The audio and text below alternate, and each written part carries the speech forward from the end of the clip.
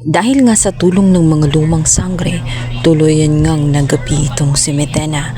Pinagtutulong-tulungan din ng mga bagong sangre at dahil na rin sa pinagsamang mga brilyante, namuuna nga ang pinakamalakas na kapangyarihan kung saan matutupad na ang propesiya na si Terra ang tatapos nga dito kay Metena.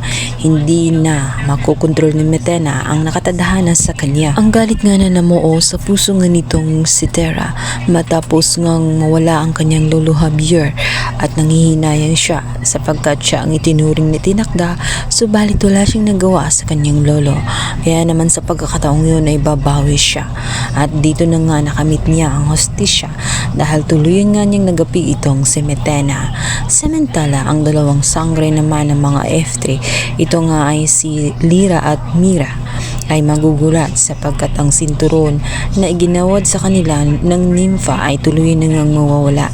Kaya naman magiging invisible na sila na mga kaluluwa.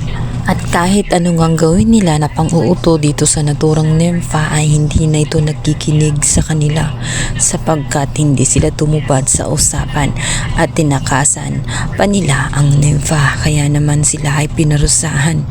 Wala na silang magawa kundi paggalagala na lamang sa Encantadia. Hinahanap nila ang mga ibang F3 na tumakas, lalong-lalo na itong si Gaia.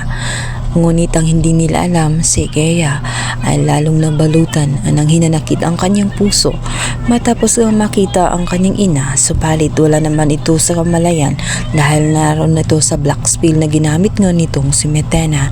Kaya instead na matuwa siya ay lalo siyang nagdadamdam na magiging dahilan kung bakit siya nagiging rebelde na nga ang kanyang puso sapagkat pakiramdam niya ay wala siyang halaga sa kanyang ina, maging sa kanyang kapatid na si Terra ay hindi siya nakilala.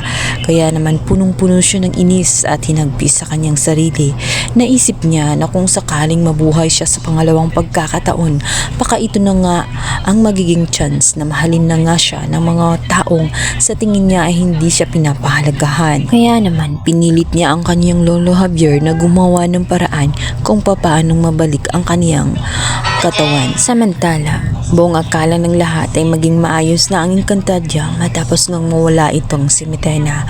Subalit ang hindi nila alam ay may mas malala pa silang problema sapagkat parating na nga ang isang brilyante ng itim kung saan ito ay maging kaanib ng balaak at ito rin ay maghahagis ng kadiliman sa buong Encantadia.